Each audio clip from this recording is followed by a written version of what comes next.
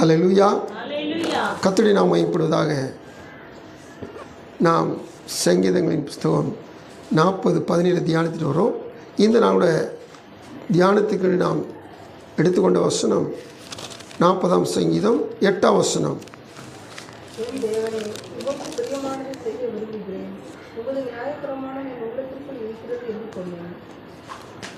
கண்களை மூடி ஆண்டு ஜெபிக்கலாம். என் அன்பின் பரலோக பிதாவே, உமக்கு கோடி ஸ்தோத்திரப்பா. மகிமை மாட்சிமை நேர்ந்த நல்லாண்டுக்கு நாங்கள் நன்றி செலுத்துகிறோம். இப்போதும் எங்கள் தேவாதி தேவனுடைய சமூகத்தில் என் தேவன் என் துணை என்பதை நாங்கள் தியானித்து வருகிற இந்த காலகட்டத்தில் இந்த 40ஆம் சங்கீதத்தில் 8ஆம் வசனத்தை இந்த நாள் கூட தியானிக்க முற்படுகிறோம். பரிசுத்த ஆவியான இந்த நாள் கூட எங்களோடு இடைப்படும். ஆனால் உங்கள் வாசித்திருக்க வார்த்தையில் இருக்கிற மறைபொருள்கள், ரகசியங்கள், ஆசீர்வாதங்கள் அனைத்து சுதந்திரத்துக் கொள்ளத்தக்கதாக எங்களை வழிநடத்தும். எங்கள் தேவன் எப்படியெல்லாம் எங்களுக்கு துணையாக இருக்கிறேன், யாருக்கெல்லாம் துணையாக இருக்கும் என்பதை நாங்கள் தியானித்து வருகிற பொழுது இந்த நாளிலும் ஆண்டவரே உமக்கு பிரியம் இன்னது என்பதை அறிந்து நாங்கள் நடந்து உம் துணையை பெற்றுக்கொள்ள உதவி செய்யும். இதோ வார்த்தையை கேட்கிற பிள்ளைகளையும் வார்த்தையை அன்றே சொல்லுகிற அடிமை பலப்படுத்தும். நாங்கள் தியானிக்கிற தியானம் எங்களுக்கு இன்பமாயிருக்க உதவி செய்யும். இரட்சகர் மீட்பர் இயேசு நாமத்தில் தாழ்மையோடு கொண்டாடுகிறோம். ஜெபம் கேளும் நல்ல பிதாவே, ஆமென். ஹல்லேலூயா. கர்த்தருடைய நாமம் மகிமைப்படுவதாக. ஆண்டவர் அதையும் 40:17 வசனத்தில் உள்ள வார்த்தை நமக்கு இந்த நாட்களில் தியான வார்த்தையை கொடுத்திருக்கிறார். தேவரீ என் துணையும் என்னை விடுவிக்கிறவருமாய் இருக்கிறீர், என் தேவனை தாமதியாதையும்.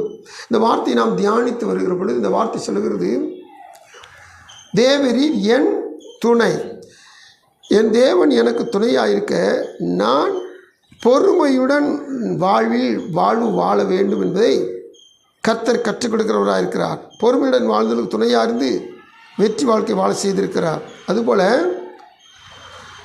40ஆம் சங்கீதம் 1ஆம் வசனத்தின் பிற்பகுதி நாம் பார்த்தோம். கூப்பிடுகிறவர்களுக்கு, அதாவது துதிகளின் மத்தியில் வாசம் செய்கிற தேவனை, துதிக்கு பாத்திரரை கூப்பிடுகிறவர்களுக்கு அவர் துணையாளராக இருக்கிறார் என்பதை குறித்து நாம் தியானித்தோம். இந்த 3வது நாளில் கூட தேவ சமூகத்தில் 8ஆம் வசனத்தை வாசிக்கிற பொழுது, உமக்கு பிரியமானதை செய்ய விரும்புகிறேன், என் தேவனே உமக்கு பிரியமானதை செய்ய விரும்புகிறேன். இந்த கர்த்தருக்கு என்ன பிடிக்குமோ அதை யாரெல்லாம் செய்கிறாங்களோ, அவருக்கு பிடிச்சமானதை செய்கிறவங்க யாரோ அவர்களுக்கு இந்த தேவனாய் கர்த்தர் துணையாக இருக்கிறவராக இருக்கிறார். ஹல்லேலூயா. கர்த்தருக்கு ஸ்தோத்திரம். தேவ சமூகத்தில் அருமையான பிள்ளைகளானாலும் சரி, அல்லது ஸ்கூலில் ஸ்டூடெண்ட்ஸுகளானாலும் சரி, அல்லது ஒரு கம்பெனிலையோ மில்லுலேயோ ஃபேக்ட்ரிலேயோ ஒரு தொழில் மையத்தில் எதுவானாலும் சரி, யாரெல்லாம் அந்த மேலாளருக்கு அல்லது அந்த தலைவருக்கு அல்லது பொறுப்புள்ளவர்களுக்கு அந்த மேலிடத்தில் இருக்கிறவர்களுக்கு சொல்படி கேட்டு பிரியமாக நடந்து கொள்கிறார்களோ அவர்களுக்கு அந்த மேலே இருக்கிற அந்த உயர் பதவியில் இருக்கிறவர்கிட்டருந்து நன்மதிப்பு கிடைக்கும். அந்த வேலை செய்கிற ஒவ்வொருவருக்கும், அந்த பிரியமாக நடந்து கொள்கிற ஒவ்வொருவருக்கும் அந்த மேலே இருக்கிறவங்க என்ன சொன்னால் அவங்களுக்கு ஏதாவது ஒரு காரியத்தில் உதவி செய்ய அவங்க விரும்புவாங்க. ஹல்லேலூயா. இதை போல தான் இந்த நாளில் கர்த்தருடைய வார்த்தை சொல்கிறது, தேவரீர் என் துணையும் என்னை விடுவிக்கிறவருமாய் இருக்கிறீர். இந்த வார்த்தையின் அடிப்படையில் என் தேவன் எனக்கு துணையாக இருக்க வேண்டும் என்று சொன்னால், இந்த தேவனுக்கு பிரியமானது எதுவோ அதை நான் செய்ய விரும்புகிறவனாக இருக்கணும், செய்யவும் வேண்டும். ஹல்லேலூயா. என் தேவனுக்கு எது பிரியம் அப்படின்றத நான் வேதத்தில் ஆராய்ச்சி பண்ணி பார்க்குறேன். அப்படி ஆராய்ச்சி பண்ணி பார்க்கும்போது என் தேவனுக்கு எது பிரியம்னு சொல்லி அநேக காரியங்கள் ஒவ்வொன்றாக வேதம் சொல்லிக்கிட்டே வருது. அப்படி சொல்லுகிற பொழுது சங்கீதங்களின் புஸ்தகம் 11:7 நம்ம வாசிக்கிறோம். அதில் அந்த சங்கீதம் இப்படியா சொல்லுது பாருங்க, கர்த்தர் நீதியுள்ளவர், நீதி மேல் பிரியப்படுவார். நல்லா கவனிச்சு கேளுங்க. கர்த்தர் எப்படிப்பட்டவரா? அவர் நீதியுள்ளவர். அவர் நீதியுள்ளவராக இருக்கிறதுனால இவர் நீதியின் மேல் பிரியப்படுகிறவருமாய் இருக்கிறார். அப்போது நீதியுள்ள தேவன் நீதியின் மேல் பிரியப்படுகிறார். இப்போ இவருக்கு பிரியம் எதுவோ அதை நான் கண்டுபிடிச்சு அதை நான் செய்யணும். அப்போ எனக்கும் என்ன பிரியம் இருக்கணும்? நீதியில் எனக்கு பிரியம் இருக்கணும். அல்லேலூயா, கர்த்தருக்கு ஸ்தோத்திரம். நம்ம கடந்த நாட்டில் வாசித்தோம். இந்த தேவன் 45ஆம் சங்கீதம் 7ஆம் வசனத்தில் வாசிக்கிற பொழுது அந்த வசனம் என்ன சொல்ல பாருங்க. நீ நீதியை விரும்பி அக்கிரமத்தை வெறுக்கிறீர். நீதியை விரும்புகிற தேவன் அதே சமயத்தில் நீதிக்கு ஆப்போசிட்டாக இருக்கிறதான அக்கிரமத்தை அவர் என்ன செய்றாரா? வெறுக்கிறார். அப்போ தேவனுடைய சமூகத்தில் எது பிடிக்காதோ அது நமக்கு பிடிக்கக்கூடாது. எது கர்த்தருக்கு பிடிக்குமோ அது நமக்கு பிடிக்கணும். இப்படி செய்கிற பொழுது மெய்யாவே தேவனாய் கர்த்தர் நமக்கு துணையாளராக இருக்கிறவராக இருக்கிறார். நமக்கு துணைக்கு வருகிறவராக இருக்கிறார். நம்மை விடுவிக்கிறவராக இருக்கிறார். நமக்கு வெற்றி தருகிறவராக இருக்கிறார். அல்லேலூயா. அப்போ தேவ சமூகத்தில் இன்றைக்கு நம்ம வாசிக்கிற அதாவது முதல் காரியம்னு சொல்லி நம்ம தியானிக்கிற முதல் காரியம்னு சொல்லி கேட்டிங்கன்னா, என் தேவனுக்கு நீதி பிடிக்கும். ஏன்னு சொன்னால் என் தேவன் நீதி உள்ளவர். அதனால் அவருக்கு பிடிக்கிற நீதியை நானும் பிடிச்சிருச்சு சொல்லி அந்த நீதியின் பாதையில் நான் என்ன சொன்னால் நடக்க வேண்டும். கர்த்தருக்கு ஸ்தோத்திரம். இந்த வசனங்களை கொஞ்சம் தியானிக்கிற பொழுது தேவனாய் கர்த்தர் எப்படிப்பட்டவராக இருக்கிறீங்கன்னா, இவர் அக்கிரமத்தை வெறுத்து நீதியை விரும்புகிறவர். செப்பனியா தீர்க்கதரிசன புத்தகத்தில் நம்ம வசனங்களை வாசிக்கிறது 3ஆம் இடத்தை எடுத்துக்கொள்ளுங்க. அதில் 1ஆம் வசனத்திலிருந்து 4ஆம் வசனம் வரைக்கும் சில காரியங்களை சொல்கிறாங்க. அப்படி சொல்லிட்டு 5ஆம் வசனத்தில் ஒரு வித்தியாசமான காரியத்தை தீர்க்கதரிசி சொல்கிறார். செப்பனியா 3ஆம் அதிகாரம் 1-4 முதல்ல. அது சத்தத்துக்கு செவி கொடுக்கவில்லை, அது கடிந்துகொள்களை ஏற்றுக்கொள்ளவில்லை, அது கர்த்தரை நம்பவில்லை, அது தன் தேவனிடத்தில் சேரவில்லை. அதற்குள்ளே இருக்கிற அதன் அதிபதிகள் தெற்கிற சிங்கங்கள், அதன் நியாயாதிபதிகள் சாயங்காலத்தில் புறப்படுகிறதும் விடியற்காலம் மட்டும் ஒரு இளமையும் நீதியாக வைக்காதமான ஓநாய்கள். அதன் தீர்க்கதரிசிகள் வீண் பெருமையும் வஞ்சகம் உள்ளவர்கள். அதன் ஆசாரியர்கள் பரிசுத்த ஸ்தலத்தை பரிசுத்த குழுக்களாக்கி வேதத்திற்கு அநியாயம் செய்தார்கள். அதற்குள் இருக்கிற கர்த்தர் நீதி உள்ளவர், அவர் அநியாயம் செய்வதில்லை. 4 வசனங்கள் என்னென்ன போட்டு பார்த்தீங்களா? 1088வது பக்கத்தில் செப்பனியா தீர்க்கதரிசனத்தில் 3ஆம் அதிகாரத்தில் இடுக்கண் செய்து ஊத்தையும் அழுக்குமாயிருக்கிற நகரத்துக்கு ஐயோ. கர்த்தருக்கு ஸ்தோத்திரம். ஒரு நகரத்தை குறித்து, அந்த நகரத்தில் அந்த பட்டணத்தில் இருக்கிற ஜனங்களை குறித்து வேதம் சொல்லுகிறது. இப்படி சொல்லிக்கிட்டே வந்த வேதம் 5ஆம் வசனத்தில் இந்த பட்டணத்தில் கர்த்தரும் இருக்கிறாராம். இந்த வசனங்களை வாசிக்கும் பொழுது பாருங்கள், இங்கே இருக்கிற ஜனங்கள், இந்த பட்டணம் 2ஆம் வசனம் சொல்லப்படுது, சத்தத்துக்கு செவி கொடுக்கவில்லை, கடிந்து கொள்ளுதலை ஏற்றுக்கொள்ளவில்லை, அது கர்த்தரை நம்பவில்லை, அது தன் தேவனிடத்தில் சேரவில்லை. கர்த்தருக்கு ஸ்தோத்திரம். நம்ம நிலைமையெல்லாம் கொஞ்சம் யோசித்து பாருங்கள். சத்தத்துக்கு இந்த நகரம் என்ன செய்யலாம்? செவி கொடுக்கவில்லை. ஆண்டவர் இன்னொருத்தில் சொல்லும்போது, இந்த பாம்பாட்டி நூதனமாக ஊதினாலும் இந்த செவிட்டு விரி என்ன செய்யாதான்? அது சத்தத்துக்கு செவி கொடுக்கவே செய்யாதான். எத்தனை வினோதமாக ஊதினாலும் சரி. ஏன்னா அதுக்கு பேர் என்ன வரி? செவிட்டு விரி. நமக்கு தேவனாய் கர்த்தர் எவ்வளவு ஆலோசனை சொன்னாலும் சரி, சில நேரத்தில் நம்ம கேட்குறே கிடையாது. இந்த வசனம் சொல்லுது, அந்த நகரம் ஊத்தையும் அழுக்குமான நகரம். அந்த நகரத்துக்குள்ளே ஆண்டவர் எத்தனையோ முறம் அறிவுரை சொல்லி சத்தம் போட்டு சொல்லியிருக்கிறார். ஆனால் அந்த சத்தத்துக்கு அது செவி கொடுக்கறது இல்லை. அவர் கடிந்து கொண்டால் அந்த கடிந்து கொள்வதில் ஏற்றுக்கொள்வதும் இல்லை. கர்த்தரை நம்புறதும் கிடையாது, தேவனிடத்தில் சேர்றதும் கிடையாது. இப்படிப்பட்ட ஒரு நகரம். அந்த நகரத்துக்குள்ளே இருக்கிற ஜனங்களை குறித்து தான் சொல்லுது. அதற்குள்ளே இருக்கிற அதன் அதிபதிகள் கர்ச்சிக்கிற சிங்கங்கள்.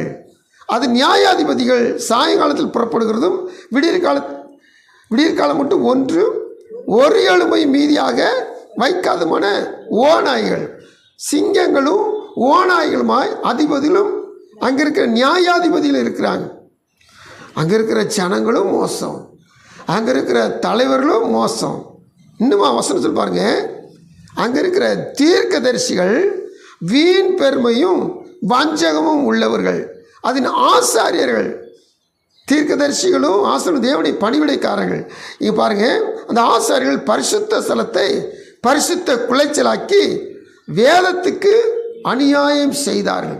இப்படிப்பட்ட கூட்டங்கள் அங்கே இருக்கிற தலைவர்களும் அங்கே இருக்கிற ஊழியக்காரர்களும் அங்கே இருக்கிற ஜனங்களும் அந்த பட்டணம் ஆக மொத்த மோசம். ஆனால் 5ஆம் வசனம் சொல்லுது பாருங்க, அதற்குள் இருக்கிற கர்த்தர் நீதி உள்ளவர். அல்லேலூயா. ஏன்னா அவர் நீதியில் பிரியப்படுகிறதுனால அவர் நீதி உள்ளவர். ஸ்தோத்திரம். அப்போ நீதி உள்ளவர் என்ன செய்வார்னா நிச்சயம் நியாயம் செய்வார். அல்லேலூயா. இந்த நியாய தீர்ப்புக்கு நாம் தப்பித்து கொள்ளுங்கன்னா ஒரு ஜட்ஜ்மெண்ட் வரப்போகுது. அந்த ஜட்ஜ்மெண்ட்டுக்கு நம்ம மாட்டிக்கிட்டு நாம் நரகத்துக்கு அல்லது பாதாளத்துக்கு போகாமல் இருக்கணுங்கன்னா இந்த நீதி உள்ளவர் நீதியில் பிரியப்படுகிறார். நானும் நீதியில் பிரியப்பட்டு நீதியாய் வாழ்வேன் என்று சொன்னால் கர்த்தர் என்னை நித்திய மகிழ்ச்சியில் சேர்த்துக்கொள்ள வல்லவராக இருக்கிறார். அல்லேலூயா. கர்த்தருக்கு ஸ்தோத்திரம். தேவ சமுத்திரம் வந்திருக்கிறோம், இந்த நீதியுள்ள தேவனை பின்பற்ற வந்திருக்கிறோம். நமக்கும் கண்டிப்பாக இந்த நீதியுள்ள தேவனுடைய நீதியின்படி நடக்க வாஞ்சி இருக்கணும்.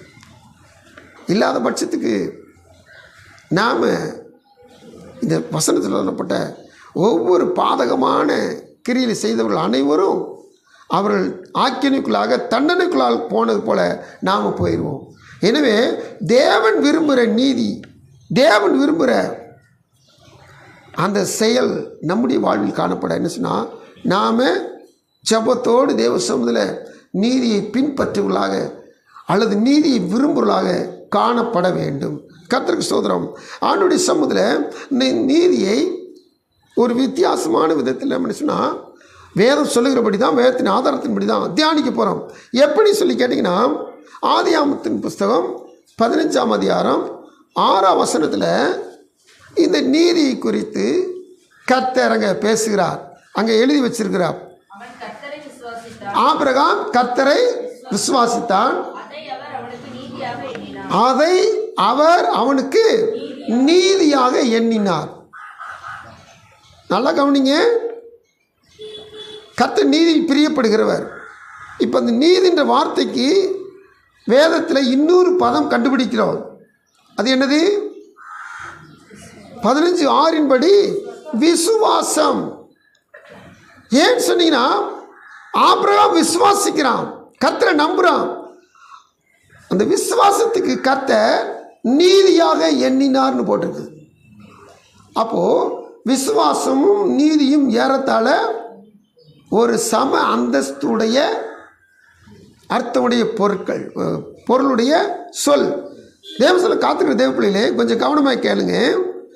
ஆபிரகாம் தேவனை விசுவாசித்தானா, அவன் விசுவாசத்தினால தேவன் அதை என்ன செஞ்சானா நீதியாக எண்ணுகிறார். அப்போது தேவ சமுதிர காத்திருக்க தேவ பிள்ளைகள் தேவன் பிரியப்படுகிற நீதியை நாம் கைக்கொள்ளணும். நாம் கடைப்பிடிக்கணும்னு சொல்லி கேட்டிங்கன்னா நமக்குள்ளே என்ன சொல்லி கேட்டிங்கன்னா விசுவாசம் தேவன் மேல் வைக்கிற விசுவாசம் நமக்குள்ள அதிகமாய் காணப்பட வேண்டும். அல்லேலூயா. ஸ்தோத்திரம். தேவனுக்கு பிரியமானது எதுவோ அதை நான் செய்யணும். அதை செஞ்சால் என் தேவன் எனக்கு துணையாக இருப்பார். அப்போ தேவனுக்கு பிரியமானது நீதி, தேவனுக்கு பிரியமான நீதியானது இன்னொரு மறுசொல் விசுவாசம். அப்போது தேவனுக்கு பிரியமான விசுவாசம் என்னில் காணப்பட வேண்டும். இதைத்தான் எபிரேயர் 11ஆம் அதிகாரம் 6ஆம் வசனத்தில் வாசிக்கிறோம். விசுவாசம் இல்லாமல் தேவனுக்கு பிரியமாக இருப்பது கூடாத காரியம். விசுவாசம் தான் தேவனுக்கு பிரியம், நீதி தான் தேவனுக்கு பிரியம். 11:7 செய்து விட்டுறாதீங்க. கர்த்தர் நீதி உள்ளவர், நீதியில் பிரியப்படுகிறவர்.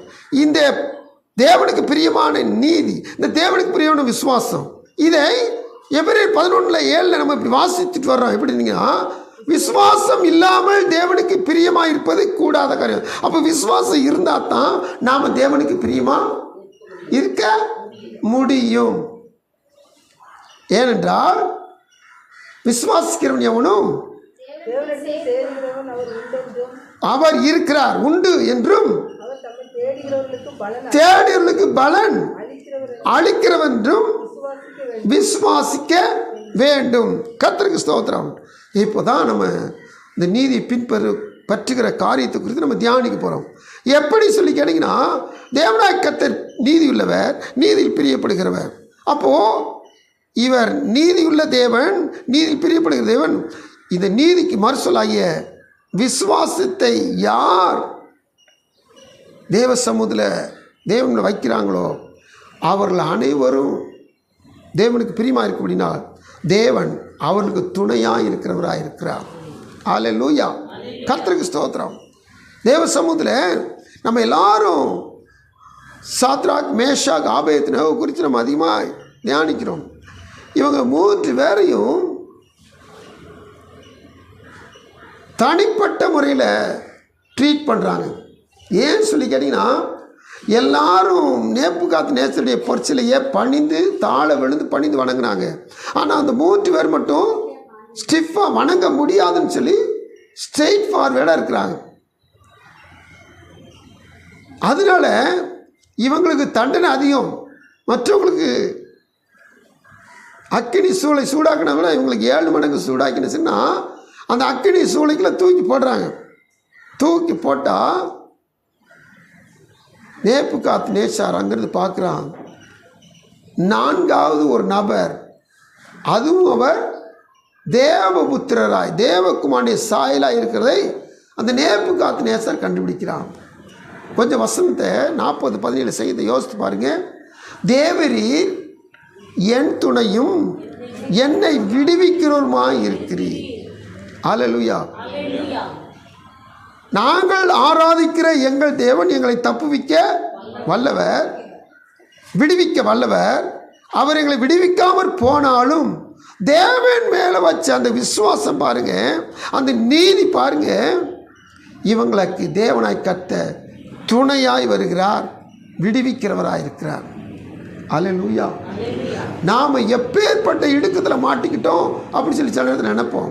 நாம் எப்பேற்பட்ட ஒரு பயங்கரமான நெருக்கத்தில் சிக்கிக்கிட்டோம்னு சொல்லி நினைப்போம்.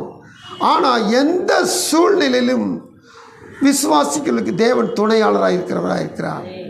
யார் தேவனை விசுவாசிக்கிறாங்களோ அவங்களுக்கு தேவன் துணை செய்து அவங்களை விடுவிக்கிற தேவனாக இருக்கிறார். அல்லேலூயா.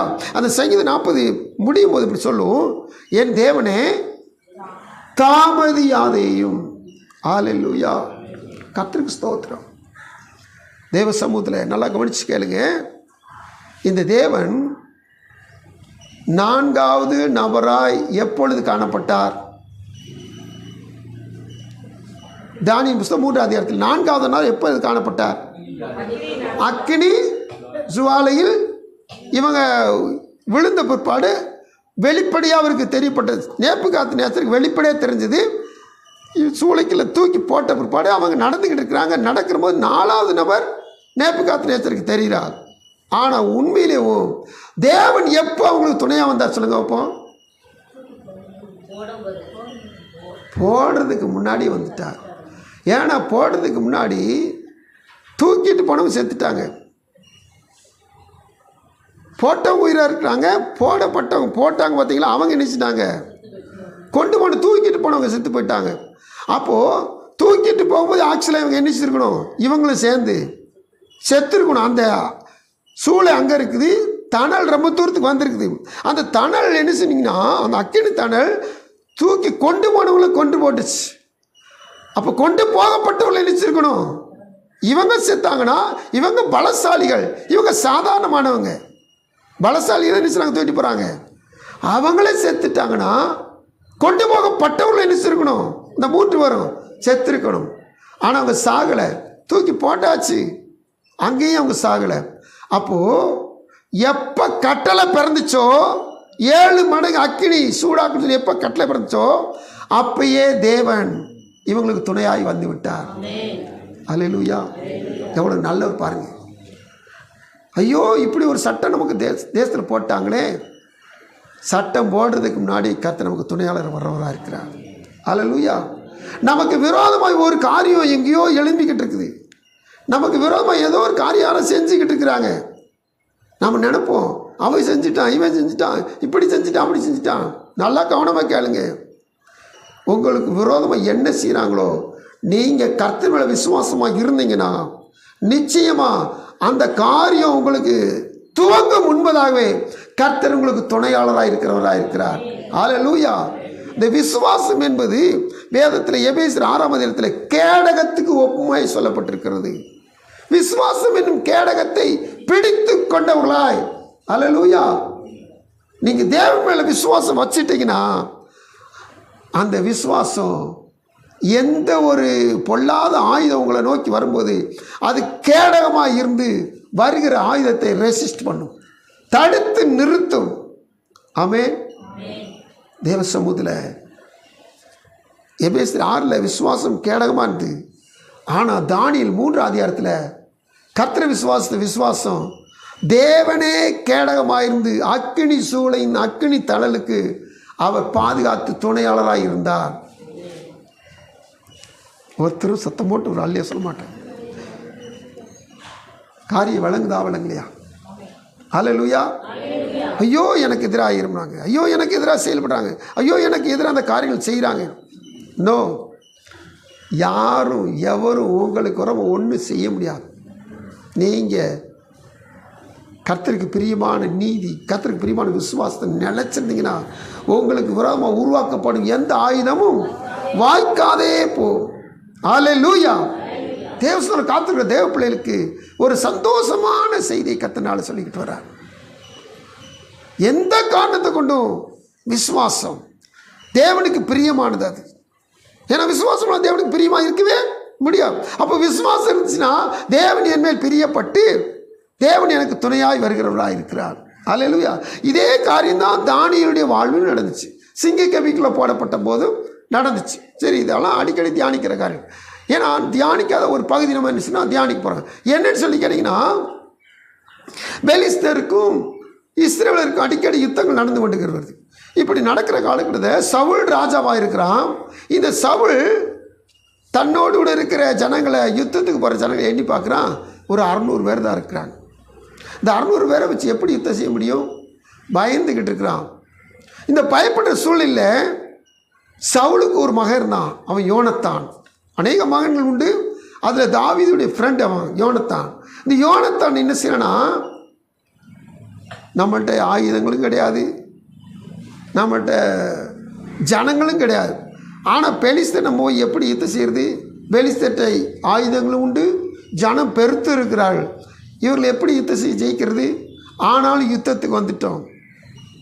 இப்போது தன்னுடைய பாடி கார்டஸ், அதாவது ஆயுததாரி, அந்த பாடி கார்டுகிட்ட சொல்கிறான், வா ஒரு காரியம் செய்யும், எல்லோரும் எடுத்துக்கொள்ளுங்க. 1 சாமுவேல் 14ஆம் அதிகாரத்தை எடுத்துக்கொள்ளுங்க. 6ஆம் வசனத்தை வாசிங்க. வாலிபனை நோக்கி, வா ஒரு காரியம் செய்வார், அநேகம் பேரை கொண்டாயிலும் கொஞ்சம் பேரை கொண்டாயிலும் ரட்சிக்க கர்த்தருக்கு தடை இல்லை. நல்லா கவனமாக அந்த வசனத்தை வாசிக்க. இந்த வசனத்தில் என்ன இருக்குனீங்கன்னா, உள்ளுக்குள்ள விசுவாசம் இருக்கிறது. என்ன இருக்குது? நம்மகிட்ட இருக்குது 600 பேர் தான். இந்த 600 பேரை வச்சுட்டு நம்ம நினைச்ச முடியாது, யுத்தத்துக்கு போக முடியாது. சரி, நம்மள்ட்ட ஆயுதங்களும் இல்லை. ஆனால் எதிர்நாட்டு படையில் ஆயுதங்கள் இருக்குது, யுத்தத்துக்கு அநேக ஜனங்கள் இருக்கிறாங்க. இந்த காலகட்டத்தில் இவனுக்குள்ள ஒரு விசுவாசம் வந்துச்சு. என்ன விசுவாசம் தெரியுமா? ஆயுததாரிட்ட சொல்கிறான், அவங்க விருத்த சேதனம் இல்லாதவங்க, நாம் விருத்த சேதனம் பெற்றவங்க. அதனால் அந்த தானியத்திற்கு, அந்த படைக்கு என்ன செய்வோம்? யுத்தம் தொடங்கலை. ஆனால் அந்த தானியத்துக்கு நம்ம என்ன, அந்த பாளையத்துக்கு நம்ம போவோம். ஒருவேளை கர்த்தர் நமக்காக ஒரு காரியம் செய்வார். அல்லேலூயா. அநேக பேரை கொண்டாயிலும் கொஞ்சம் பேரை கொண்டாயிலும் ரட்சிக்க கர்த்தருக்கு தடை இல்லை. இப்போ போகிறது 2 பேர் தான். 2 பேர்கிட்ட மட்டும்தான் ஆயுதம் இருக்குது. பாக்கி சவுலும் 600 பேரில் மீதியானவங்க எல்லாருமே பின்னாடி இருக்கிறாங்க. அவங்களுக்கு யாருக்கு இந்த 2 பேர் போகிறது தெரியவும் செய்யாது.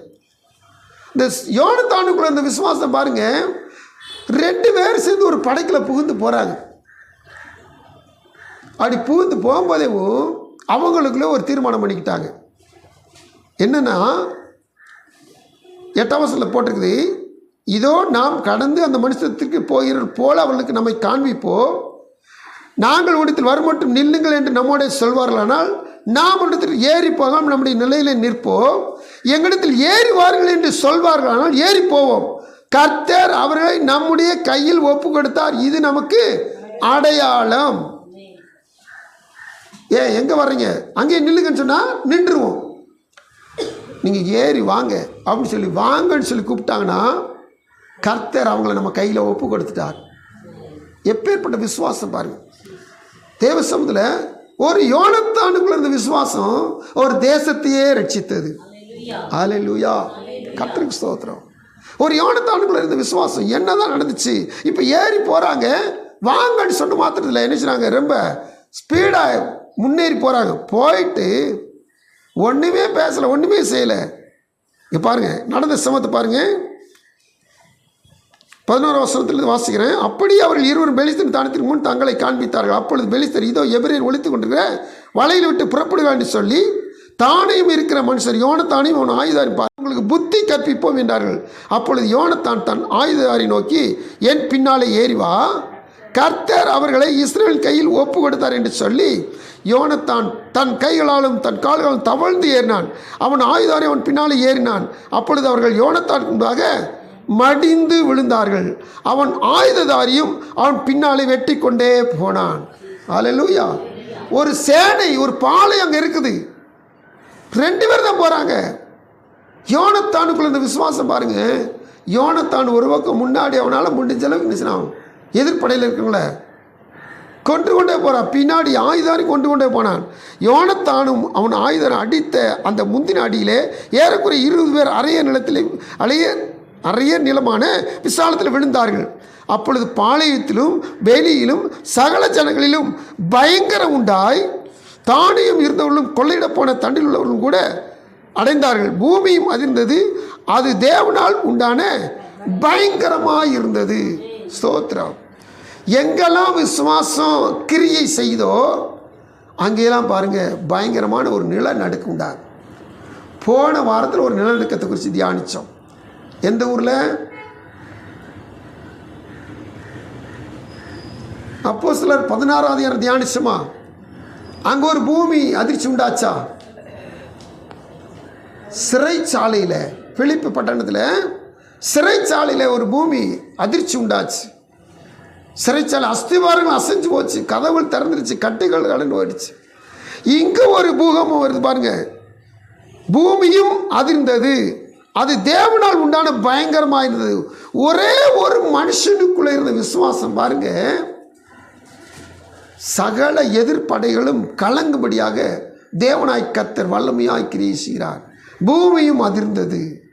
கர்த்தருக்கு சொல்கிறோம். பென்யமீன் நாட்டில் கிபியாவிலே சவுலுக்கு இருந்த ஜாமக்கார் பார்த்து இதோ அந்த ஏராளமான கூட்டம் கலைந்து ஒருவர் மேல் ஒருவர் விழுகிறதை கண்டார்கள். இங்கேருந்து போனது 2 பேர் தான். ஆனால் அங்கே யுத்தம் நடந்துக்கிட்டு இருக்கு. எப்படின்னா பெலிஸ்தரே ஒருவர் மேல் ஒருவர் விழுகிறார்கள். அல்லேலூயா.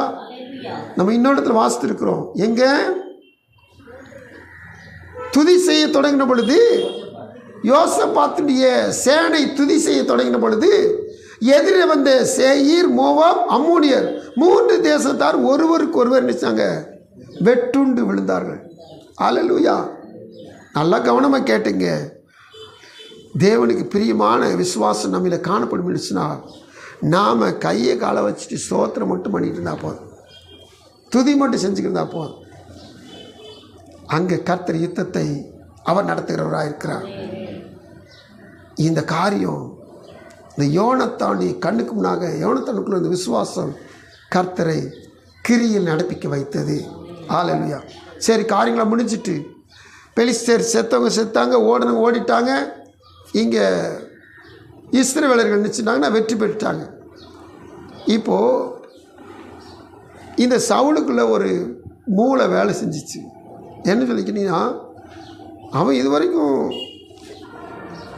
கொஞ்சம் அறகுறையாக இருந்தவன் இப்போது பயங்கரமான பக்தி வைராக்கியமாகி நான் சத்ருவை கர்த்தர்கிட்ட ஒப்பு கொடுத்துட்டு நம்மகிட்ட ஒப்பு கொடுத்துட்டாரு. அதனால் சத்ருவை பின்தொடர்ந்து போய் அவங்கள ஜெயிக்கிற வரைக்கும் யாருமே என்ன செய்யக்கூடாது, சாப்பாடு சாப்பிட்றக்கூடாது அப்படி சொல்லி ஒரு கமாண்ட்மெண்ட், ஒரு கட்டளை கொடுத்துட்டான்.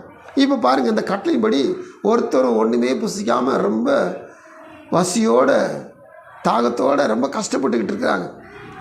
சத்ருவை தொடர்ந்து கூட பலன் இல்லாமல் இருக்கிறாங்க. இவன் பெரிய கட்டளை போட்டுட்டு இவன் இருக்கிறான். ஆனால் இந்த கட்டளை போட்டது யோனத்தானுக்கும் அவனுடைய ஆயுததாரிக்கும் தெரியாது. ஏன்னா அவங்க பிரிஞ்சு போயிட்டாங்கள்ல. யோனத்தான் காட்டுக்குள்ளே வர்றான். அங்கே ஒரு தேன் கூடு என்ன செஞ்சா கட்டி அது தேன் கூடு தொங்கிட்டு இருக்குது. யோனத்தானுக்கு இந்த கட்டளை தெரியாதுல. அந்த தேன் கூட என்ன செஞ்சா தன்னுடைய வாளின் முனையில் குத்தி அந்த தேனை கொஞ்சம் எடுத்து அவன் நாக்கில் போட்டான். அதனால அவனுக்கு கொஞ்சம் தெம்பு பலன் கிடச்சிட்டு கண்கள் தெளிந்துன்னு போட்டிருக்கும்.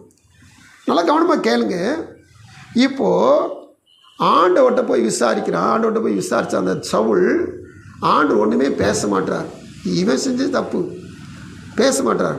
உடனே அவன் என்ன செய்யறா தெரியுமா, நம்மள யாரோ ஒருத்தவங்க நான் போட்ட கட்டளை மீறிட்டீங்க, அதனால தான் ஆண்டவர் அவங்கள்ட்ட பேச மாட்டார். இந்த பாவத்துக்கு யார் காரணம், இன்னைக்கு ஆண்டவனோட பேசாத பாவத்துக்கு யார் காரணம் கண்டுபிடிக்கணும் அப்படின்னு சொல்லி கண்டுபிடிச்சா ஒவ்வொருத்தராக கண்டுபிடிச்சிட்டு வராங்க. சீட்டு போடுறாங்க. சீட்டு சவுல் குடும்பத்து மேலே விழுகுது. கடைசியில் அந்த சீட்டு யோனத்தான் மேலே விழுகுது. யோனத்தான் பேரில் சீட்டு விழுந்து மாத்திரம் இல்லை, யோனத்தானை சவுல் சொல்கிறான், மகனாக இருந்தாலும் பரவாயில்ல, இன்றைக்கி தேவனை என்கிட்ட பேசாதெல்லாம் உன்னை கொன்று தான் போடணும்னு சொல்கிறார். சரி, யோனத்தான் சரின்ட்டான். கொள்றேன்னா கொண்டுக்குங்க, எனக்கு என்ன, நான் கொஞ்சம் தேன் சாப்பிட்டேன் அது தப்புன்னு சொன்னால் கொள்றேன்னா கொண்டுக்குங்கன்னு சொல்லிட்டான். இப்போது ஜனங்கள் வாதாடுறாங்க பார்த்தீங்களா, 45 வசனத்தில் 14:45 வாசிங்க. இஸ்ரவேலிலே இந்த பெரிய ரட்சிப்பை செய்த யோனத்தான் கொலை செய்யப்படலாமா? அது கூடாது. அவன் தலையில் இருக்கிற ஒரு மயிரும் தரையிலே விழப்போயில்லை என்று கர்த்தருடைய ஜீவனை கொண்டு ஆணையிட்டு சொல்லுகிறோம். எல்லாரும் ஒட்டுமொத்தம் நினைச்சாங்க யோனத்தான் தான் வெற்றிக்கு காரணம்.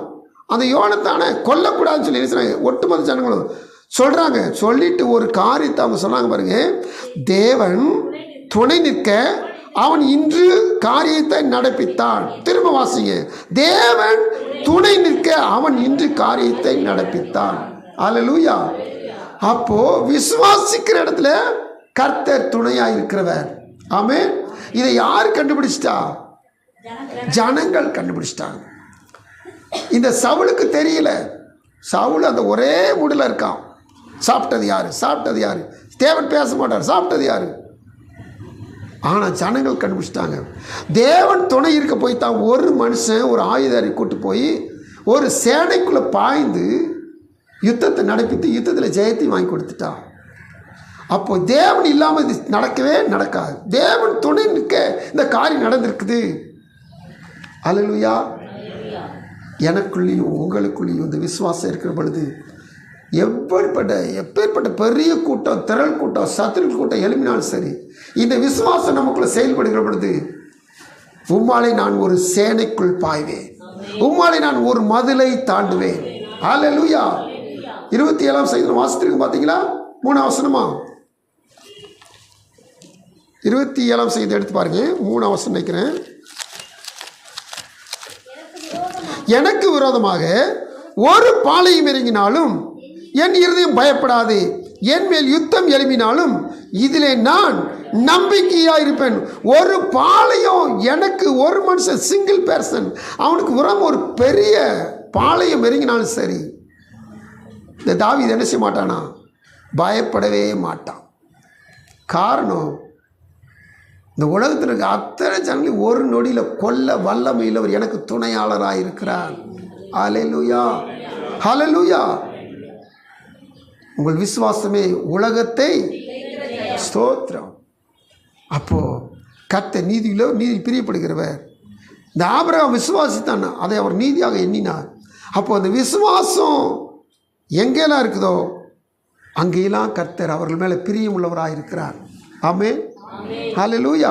அப்போ இந்த பிரியப்படுகிற தேவன் நம்மில் பிரியப்படத்தக்கதாக நம்மில் என்ன சொன்னா விசுவாசம் அதிகமாக என்னக்குன்னா காணப்பட வேண்டும். கர்த்தர் சொல்லு. இதே தாவீது கோலியாத்தை எதிர்கொள்வதற்கு என்னதான் இருந்துச்சு? அவனுக்குள்ள விசுவாசம் இருந்துச்சு. அவன் சொல்றான், நீ ஈட்டியோடும் பட்டயத்தோடும் கேடகத்தோடும் வருகிறார், நானும் நீ நிந்தித்த இஸ்ரவேலுடைய இராணுவங்களின் அல்லேலூயா யார் துணையோட போறானா? அந்த சொல்ற வார்த்தை அடைமொழி பாருங்க, இஸ்ரவேலின் இராணுவங்களின் தேவன், படைகளின் ஆண்டவர், இராணுவங்களின் தேவன்.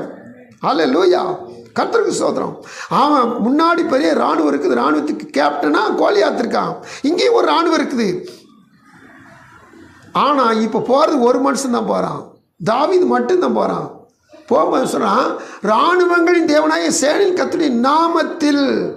அப்போ இவன் கூட பெரிய சர்வ வல்லவரும் சலூருடைய இராணுவமும் இந்த தாவீது கூட இருக்கிறது. அதனால தான் எனக்கு பயமே கிடையாது. அல்லேலூயா.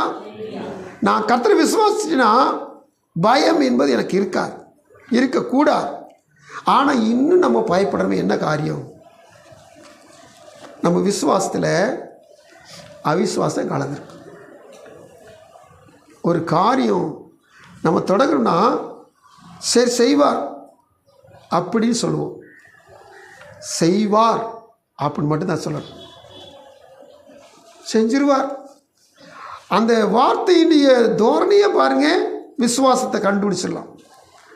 கர்த்தர் செய்வாருங்க, சுகம் தருவாருங்க, வெற்றி தருவாருங்க, தேர்ச்சி அடை செய்வாருங்க, பலன் தருவாருங்க, முன்னேற செய்வார்.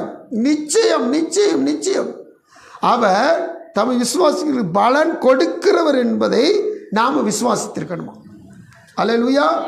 ரோமர் 4:27 ஆபிரகாம் குறித்து அப்படி தானே வாசிக்கிறோம்.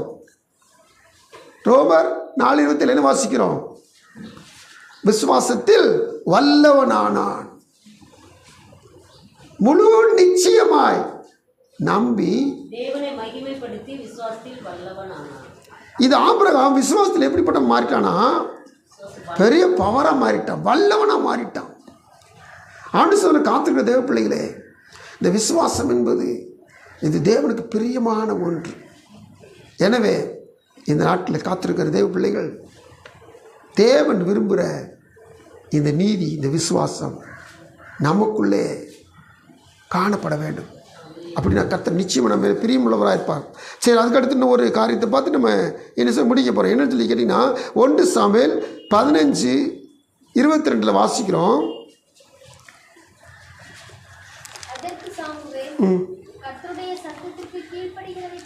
அமலேக்கு யுத்தம் பண்ண போகும்போது நடந்த காரியம் தாறுமாறாக நடந்துக்கிட்டான் சவுல்.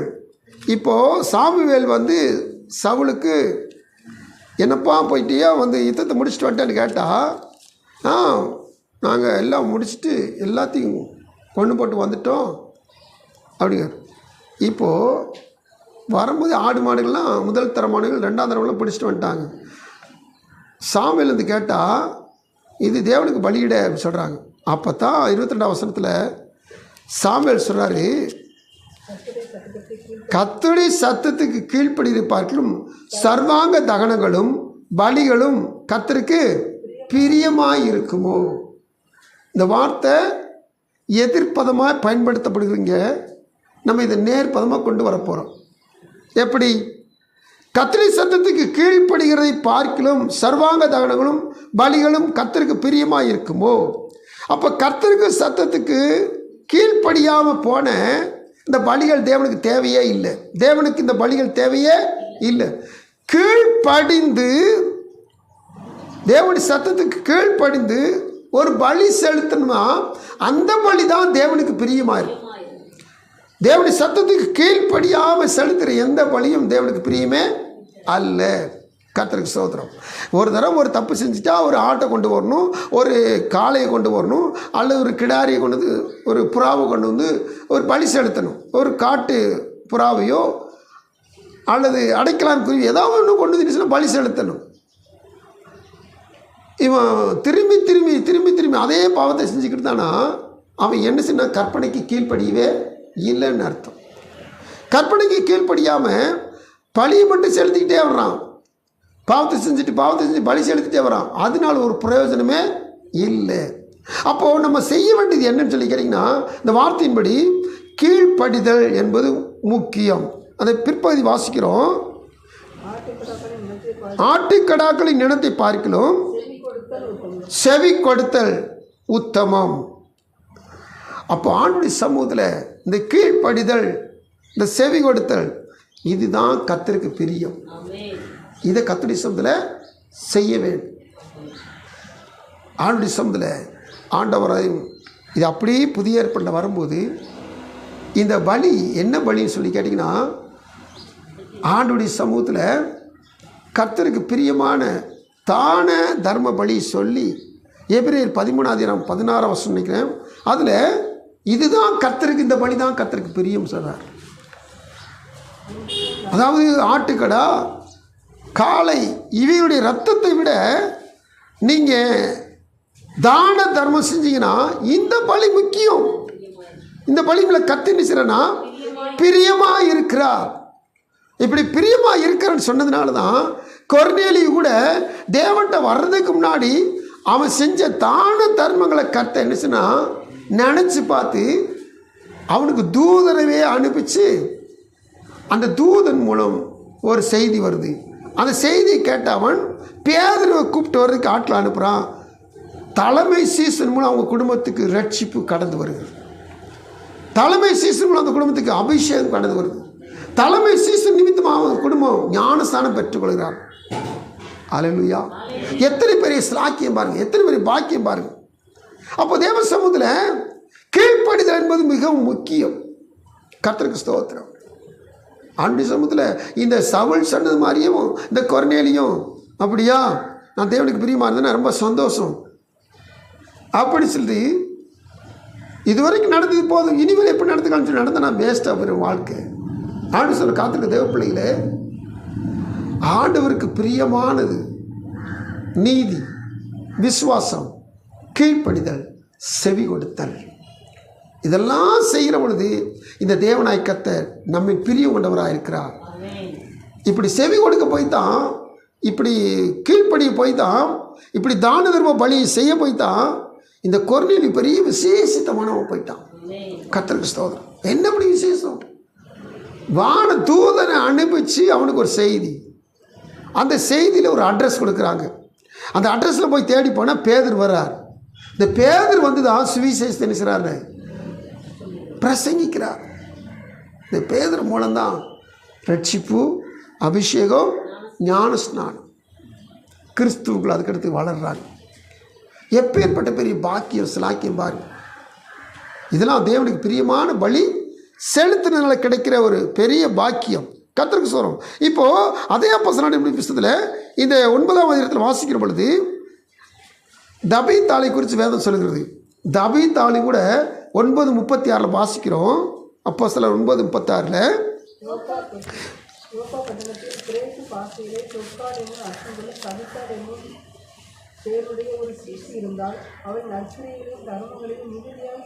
அவள் நற்கிரியைகளையும் தர்மங்களையும் மிகுதியாய், இந்த தொற்கால் என்றப்பட்ட தபீத்தாள், அவன் கொர்நேலியு ஆண்டவர் அறியாதவன்.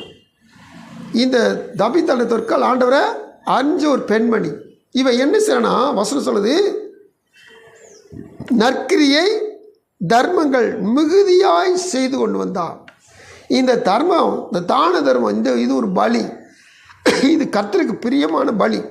இந்த பலி நிமித்தமாக அந்த ஜனங்கள், அந்த ஆஸ்வதிக்கப்பட்ட ஜனங்கள், இந்த தொற்காலால் ஆஸ்வதிக்கப்பட்ட ஜனங்கள் பெரிய ஆச்சரியமான காரியங்கள் செய்கிறாங்க. நம்ம ஏற்கனவே தியானிச்சிருக்கோம் கொஞ்சம். என்ன சொல்லி கேட்டிங்கன்னா, இந்த தபீத்தாள் இறந்துட்டா, தொற்காலில் தபீத்தாள் இறந்துட்டா, இறந்தவங்களை எப்பவுமே என்ன செய்வோன்னா அடக்கம் பண்ணுறதுக்கு, ஆயத்தம் பண்ணுறதுக்கு வீட்டை விட்டு வெளியே தான் கொண்டு வரணும், அல்லது எவ்வளோக்கு எவ்வளோ நம்ம கொண்டு போகிறதுக்கு ஆயத்தமான அவ்வளோக்கு எவ்வளோ கொண்டு போகிறதுக்கு ஆயத்தம் பண்ணி தான் வைப்பாங்க. அந்த வசனத்தை நீங்கள் வாசித்து பாருங்கள். 37 அந்நாட்களில் அவள் வியாதிப்பட்டு மரணம் அடைந்தால் அவளை குளிப்பாட்டி மேல் வீட்டிலே கிடத்தி வைத்தார்கள். நம்ம ஏற்கனவே தியானிச்சு யாருக்கா குளிப்பாட்டிட்டு எங்கே வைக்கணும்? ஃப்ரண்ட்டில் தான் வைக்கணும். ஏன்னா அதுக்கடுத்து என்ன செய்ய போகிறோம்? அடக்கத்துக்கு எடுத்துகிட்டு போகணும். அதனால என்ன செய்யணும்? எவ்வளோக்குள் வெளியே கொண்டு வரணுமோ அடக்கத்துக்கு வெளியே தான் கொண்டு போகணும். ஆனால் உண்மையில் இந்த வசனத்தை பாருங்கள், குளிப்பாட்டி மேலே கொண்டு வைக்கிறாங்களாம். பணத்தை எதுக்கு மேலே கொண்டு போனாங்க? பிரேதத்தை எதுக்கு மேலே கொண்டு போனாங்க? அங்கே ஒரு விசுவாசம் இருக்குது. அல்லேலூயா. தேவசமுத்திர காத்துக்கு தேவ பிள்ளைகளே, இப்போ என்னச்சுன்னா பேதுருவை கூப்பிட்டு வர்றாங்க. கூப்பிட்டு வந்து அந்த அம்மாவை சுற்றிலும் நின்றுக்கிட்டு அந்த அம்மா தச்சு கொடுத்த சட்டைகள், அந்த அம்மா செஞ்சு தான தர்மங்கள்லாம் காமிச்சு இதெல்லாம் எங்களுக்கு உதவி செஞ்சாங்க, இப்படிப்பட்ட பலி செஞ்சாங்க, பலியெல்லாம் செலுத்திருக்காங்க, பிரியமாக தேவனுக்கு பிரியம் நடந்தாங்க. இவங்க டக்கு பக்குன்னு இப்படி செத்துட்டாங்களே, நாங்கள் இப்போ அனாதி போல் இருக்கிறோமே, இப்போ எங்களுக்கு யாரும் இல்லையே அப்படின்னு சொல்லி அழுகிறாங்க. பேதர் பார்த்தார், ஜெபம் பண்ண தொடங்கிட்டார். ஜெபம் பண்ண மாத்திரத்தில் 40ஆம் வசனத்தில் பேதர் எல்லோரும் வெளியே போக சொல்லி முழங்கால் பண்ணிட்டு ஜெபம் பண்ணி பிரேதத்தின் புறமாய் திரும்பி தபித்தாளை எழுந்துரு என்றான். அப்பொழுது அவள் தன் கண்களை திறந்து பேதரை பார்த்து உட்கார்ந்தாள். அவன் அவளுக்கு கை கொடுத்து அவளை எழுந்திருக்க பண்ணி பரிசுத்தவான்களையும் விதவைகளையும் அழைத்து அவளை உயிருள்ளவளாக அவளுக்கு முன் நிறுத்தினான். அப்போது இந்த குளிப்பாட்டின்னு உங்களுக்குள்ள ஒரு விசுவாசத்தை பார்த்தீங்கன்னா பயங்கரமான ஒரு விசுவாசம். குளிப்பாட்டி வெளியே கொண்டு போய் வைக்காமல் குளிப்பாட்டி படியில் ஏறி மாடியில் கொண்டு வச்சுருக்கிறாங்க. ஏன்னா அவங்களுக்கு என்ன விசுவாசம் இருந்துச்சு? எப்படியும் இந்த அம்மா செஞ்ச தான தர்மத்துக்கு இவங்க சீக்கிரம் சாக மாட்டாங்க, செத்தாலும் கூட ஆண்டு திரும்பி நமக்கு தருவார். அல்லேலூயா. இதுதான் பெரிய விசுவாசம். தேவத்தில் காத்திருக்க தேவ பிள்ளைகள், இந்த விசுவாசம் இது தேவனுக்கு பிரியமானது.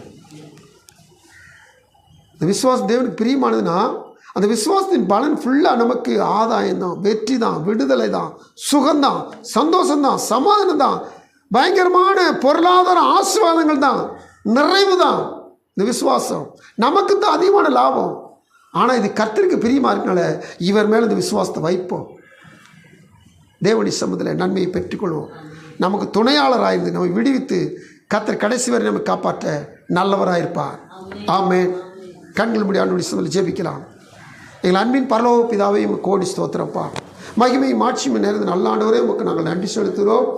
இந்த வேலை தேவ சமூகத்தில் உமக்கு பிரியமானதை செய்ய இதோ வருகிறேன்னு சொல்லி ஆண்டவரே 40ஆம் சங்கீதத்தில் 8ஆம் வசனத்தை குறித்து நாங்கள் தியானிப்பது உதவி செய்ய ஸ்தோத்திரம். உமக்கு பிரியமானது எதுவோ அதை நான் செய்ய விரும்புகிற பொழுது, அதை நான் செய்கிற பொழுது தேவரே என் துணையாக இருக்கு என்பதை நாங்கள் தியானிக்க உதவி செய்ய ஸ்தோத்திரம். தொடர்ந்து கர்த்தாவே, வசனத்தை கேட்ட வசனத்தை சொன்ன நாங்களும் உமக்கு பிரியமானதை விரும்பி அதை செய்து முடிக்க உதவி செய்யும். நீதி உமக்கு பிரியம், விசுவாசம் உமக்கு பிரியம், கீழ்ப்படிதலும் செவி கொடுத்தலும் உமக்கு பிரியம், தான தர்மம் உமக்கு பிரியம். ஆண்டவரே, உமக்கு பிரியமானதை நாங்கள் செய்து ஆண்டவரே தேவ சமூகத்தில் உம்முடைய துணையை நாங்கள் என்னால் பெற்றுக்கொண்டு வாழ உதவி செய்யும். எங்களை என்னாலும் கர்த்தர் விசுவாசத்தில் நிலைத்து நிற்க பண்ணும். துதி ஸ்தோத்திரம் எல்லாம் நமக்கு ஒருவருக்கே எடுக்கிறோம். ரட்சகர் மீட்பர் இயேசு கிறிஸ்து நாமத்தில் விடுகிறோம். ஜெபம் நல்ல பிதாவே. ஆமென்.